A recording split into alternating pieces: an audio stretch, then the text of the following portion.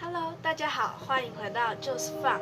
为了因应武汉肺炎，今天要来教大家一些防疫的小撇步。首先，第一点，大家是否常常发现戴口罩时，就算捏得再紧，两旁还是会留下空隙呢？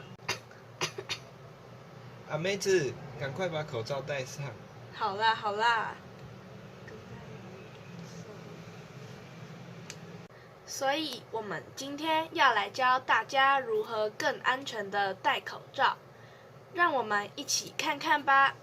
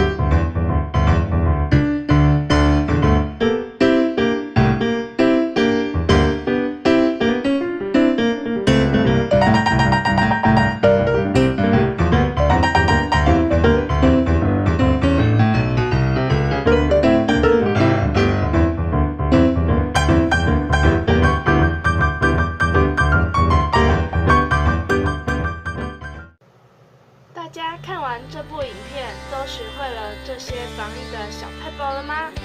如果你喜欢我们的影片，请记得订阅就是放，并且按下小铃铛哦。我们下次见，拜拜。